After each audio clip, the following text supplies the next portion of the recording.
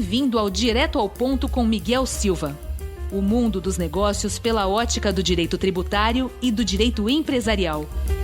Junte-se a nós para discutirmos os temas mais atuais e relevantes do mundo empresarial e profissional. Vamos juntos direto ao ponto. Olá, pessoal.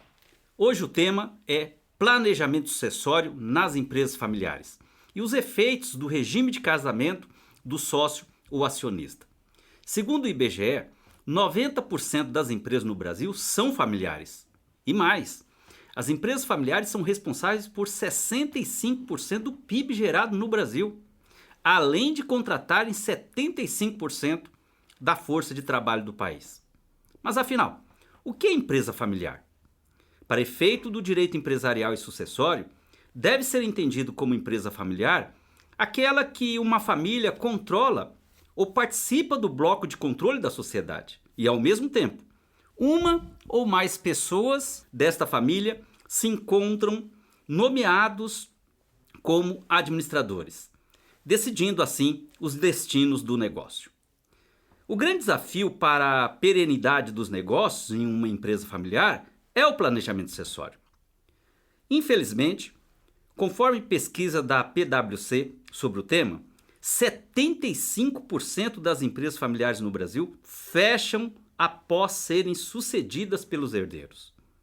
Pior, este alto índice de mortalidade do segmento mostra que apenas 7 em cada 100 empresas chegam à terceira geração. Percebam a relevância da matéria planejamento sucessório.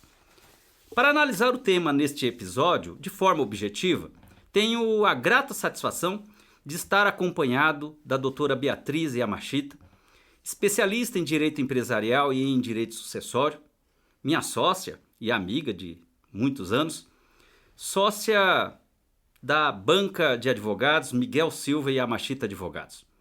O tema é amplo, assim faremos um recorte e cuidaremos aqui especificamente da figura do cônjuge sobrevivente como herdeiro necessário em uma sucessão de patrimônio, inclusive da empresa familiar, nos termos do Código Civil e das decisões relevantes dos tribunais superiores, por ser uma questão que gera muitas dúvidas e que podem prejudicar a perpetuação dos negócios da empresa caso negligenciado pelo titular e herdeiros. Miguel, uma satisfação estar com você aqui, com os ouvintes desse podcast. Boa tarde, bom dia ou boa noite, dependendo de onde você estiver nos ouvindo. Para começar com a nossa conversa de hoje, Beatriz, você pode explicar para os nossos ouvintes o que é regime de casamento? Claro.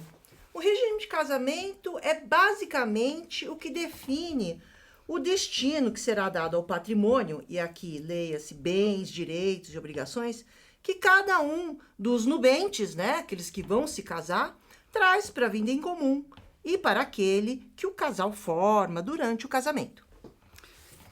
Afinal, qual é a importância do regime de casamento atualmente? Veja bem, como hoje a vida é muito dinâmica e as mulheres estão cada dia mais inseridas no mercado de trabalho, contribuindo para a construção do patrimônio do casal, e também os relacionamentos estão muito mais fluidos ou líquidos, como diz aquele famoso sociólogo muito lido nesses últimos tempos, o Zygmunt Bauman. Cuidar do que se dá, de como se dá a administração do patrimônio, de pessoas que convivem por um período juntos, e de como se dá também a divisão desse patrimônio, que depois que as pessoas por qualquer motivo se separam, é muito importante. E o regime de casamento faz exatamente isso. Muito bem. Quais tipos de regime de casamento existem hoje, com base na legislação em vigor, e como ele é definido? Olha, hoje temos basicamente 4 regimes de casamento, que são o da comunhão parcial de bens, o da comunhão universal de bens, o da participação final dos aquestos e o da separação de bens. O regime é definido por lei ou pelo casal. Se a definição for voluntária, deve ser feita por meio de uma escritura pública chamada de pacto antinupcial, ou seja, um acordo feito antes do casamento. Se o casal não celebra o pacto, a lei define para eles qual vai ser o regime. Hoje, o regime legal aplicado para quem não tem um pacto é o da comunhão parcial. Antes da lei de divórcio, que é de 1977, né, o regime legal era o da comunhão universal. O Código Civil também obriga certas pessoas a adotar o regime da separação de bens como uma forma de proteção delas. Por exemplo, para os que se casam antes dos 16 ou 18 anos ou para os que se casam acima dos 70 anos. Acima de 70 anos. Isso. Perfeito. Estamos falando em regime de casamento, mas hoje em dia é muito comum casais se formarem sem, como se diz, se casar no papel, certo? O regime de casamento pode se estender a esses casais tidos informais?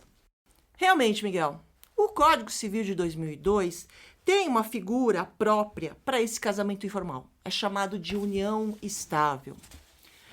Para o Código Civil, a união estável fica configurada quando um homem e uma mulher mantêm uma convivência pública, contínua e duradoura com a finalidade de constituição de família, sem se casar no papel. A união estável é reconhecida como uma entidade familiar e está inserida no livro do Direito de Família do Código Civil. Assim como no casamento, na união estável, as partes podem firmar um pacto para regular os aspectos patrimoniais da relação. É o chamado pacto de convivência ou pacto de união estável. Se não houver pacto, vale o regime da comunhão parcial, assim como no casamento. Embora o Código trate a união entre homem e mulher, nossos tribunais, acompanhando aí o desenvolvimento das famílias, reconhecem que a união estável também pode ficar configurada nas relações chamadas homoafetivas. Aliás, ele foi além. Desde 2013, é possível casais homoafetivos se casarem no papel, ou seja, celebrarem o chamado casamento civil. Tá?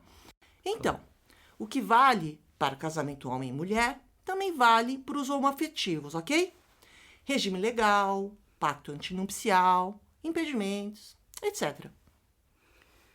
O regime adotado vale tanto em caso de separação quanto para a morte? Porque essa é uma polêmica e muitos empresários têm conceitos arraigados e que não valem mais. Então, afinal, repito, o regime adotado vale tanto em caso de separação em vida quanto para a morte? Não, muito bem lembrado, Miguel. Esse é um grande engano das pessoas ainda hoje. Uma coisa é o regime de casamento, que cuida das questões patrimoniais do casal em vida e faz parte do que a gente chama de direito de família. Outra coisa bem diferente é o direito de herança, que cuida das questões patrimoniais após a morte e é matéria do direito sucessório. São livros diferentes do Código Civil e, portanto, suas regras também. O que acontece é que o Código Civil de 2002 trouxe algumas mudanças no que se refere às regras de sucessão, que afetaram, de alguma forma, as regras de divisão patrimonial fixada em pacto antinupcial. No Código Antigo, de 1916, o pacto antinupcial era irrevogável e não havia figura do herdeiro necessário, aquele que não pode ser afastado do direito de herança mínima, a legítima. Pois é, isso só surgiu em 2002, com o novo Código. Antes, o cônjuge era só o terceiro na linha sucessória, e seu direito sobre o patrimônio do outro era definido pelo regime de casamento. Agora, com o Código de 2002, o cônjuge sem meação, ou seja, aquele que não é casado com uma das formas de comunhão de bens, parcial ou total, passou a concorrer com os herdeiros de primeira ordem, que são os filhos ou os netos, Beatriz, detalhe um pouco mais, devido à relevância desse tema para muitos empresários que têm muitas vezes conceitos generalizados e incorretos para os dias atuais e que envolvem até pactos antenupciais que já formalizaram, têm uma confiança que não deveriam ter mais nesses pactos, diante do texto atual do Código Civil e das decisões dos tribunais. Detalha um pouco mais para nós. É verdade, Miguel. Vamos aqui detalhar. Acontece que entre 1916 e 2002, com a mudança dos costumes, algumas regras do Código Civil de 1916 foram sendo pontualmente alteradas por leis esparsas, como, por exemplo, o Estatuto da Mulher Casada, a Lei do Divórcio, dando mais autonomia patrimonial entre marido e mulher. Também os nossos tribunais tiveram de suprir as lacunas da lei sobre demandas da sociedade e dar interpretações condizentes com as situações fáticas.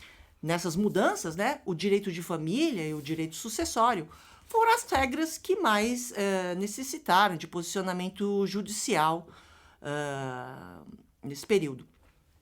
Uma das interpretações, por exemplo, dos tribunais dizia respeito ao regime de separação de bens.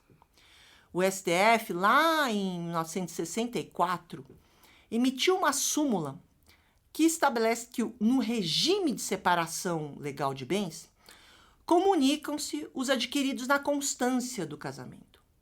Lembrando que, no Código anterior, de 16, o regime de casamento era irrevogável. Então, qual era a finalidade daquela súmula? Bom, era esclarecer um artigo do antigo Código que dizia que mesmo se o regime de casamento não fosse o da comunhão de bens, prevaleceria no silêncio do pacto antinupcial o princípio de que os bens adquiridos na constância do casamento se comunicavam.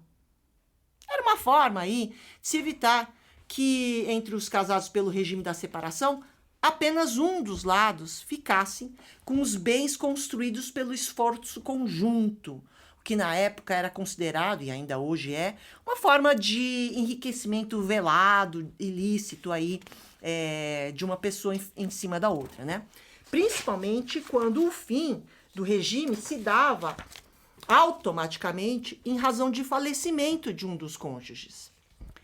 Na época, os casais que quisessem estender a separação de bens para além da morte resolviam a questão da súmula 377, colocando expressamente no pacto antinupcial que a separação de bens valeria, inclusive, para a distribuição patrimonial sucessória, ou seja, após a morte. Essas modificações todas foram sendo acumuladas ao longo dos anos no projeto de promulgação de um novo Código Civil, que tramitou no Congresso por 30 anos. Você vai lembrar que a minuta original do Código é da década de 70, Então, o Código de 2002 é uma condensação de tudo que aconteceu entre 1916 e 2002. Tanto que hoje o novo Código permite a alteração de pactos antinupciais, ele deixou de ser irrevogável, precisa de autorização judicial, mas deixou de ser irrevogável. E também ele abraçou a súmula 377, criou aquele regime que a gente chama de participação final nos aquestos, dando ao cônjuge a condição de herdeiro necessário, fazendo concorrer com os filhos do falecido, quando esse deixa de bens particulares, quando ele não é meeiro, inclusive participações em empresas. Beatriz, está patente aí que muitos titulares de patrimônio, inclusive de empresas familiares, formularam pactos antenupciais, colocaram a separação convencional, mas eram pessoas com idade inferior a 70 anos. E aí estão considerando muitos, e a gente percebe aí na nossa atividade de consultoria, de implantação de planejamento sucessório, percebe-se que muitos empresários pensam que o pacto antenupcial com separação vale pós-laje fria, pós-morte. E muitos filhos também confiam nesses pactos e muitas vezes o pai está no segundo, terceiro, quarto casamento. Pelo que você então está esclarecendo, isso é relevantíssimo, E aí merece verificar, inclusive, qual é a jurisprudência do STJ hoje. Quer dizer, vale a pena você, por favor, detalhar um pouco mais, agora afunilando, na questão do regime de separação de bens versus regime sucessório do cônjuge ou do companheiro, pois isto impacta substantivamente a sucessão de empresas familiares. Realmente. Veja bem, Miguel, a jurisprudência do STJ determina que a condição do cônjuge ou companheiro como herdeiro necessário trazida pelo Código de 2002 supera a autonomia de vontade que é manifestada pelas partes no pacto, né? Seja no pacto de separação de bens ou no pacto no casamento ou pacto de convivência que também adota a separação de bens. É uma forma de proteção daquela pessoa que estava próxima, convivendo e cuidando do cônjuge ou companheiro até a sua morte. Para mim, uma interpretação mais no espírito do Código de 2002, na linha de que a liberdade de contratar é limitada pela função social do contrato. O que diz o STJ? Bom, ele diz que o cônjuge sobrevivente casado sob o regime de separação convencional, ou seja, aquele que é escolhido, não é obrigado por lei, tá? Ostenta a condição de herdeiro necessário. De tudo isso, é sempre bom lembrar nossos ouvintes da importância de se organizar muito bem seu patrimônio ao longo da vida e planejar sua sucessão quando ainda se tem saúde e vigor, para se evitar que, após a morte, a laje fria, só reste para os que ficam a briga pelos bens deixados e não o exemplo de vida, que tanto zela o titular. Principalmente se há participação societária em empresa para ser sucedida, sob pena de entrar nas estatísticas que vimos anteriormente, de falecimento do negócio devido à ausência de planejamento sucessório em vida pelo titular do patrimônio junto aos seus herdeiros necessários. Entenda, inclusive esposa ou esposo, ou mesmo companheira ou companheiro. Beatriz, obrigado pela rica contribuição para esclarecimento de tema tão relevante para as empresas familiares. Eu que agradeço, Miguel, e até uma próxima oportunidade. Ótimo! Despeço de todos vocês. Até o próximo episódio aqui no podcast. Se você gostou do episódio de hoje, siga e compartilhe nosso podcast para ajudar mais pessoas a se beneficiarem do nosso conteúdo. Este podcast é uma realização da Saber Play Educação Profissional.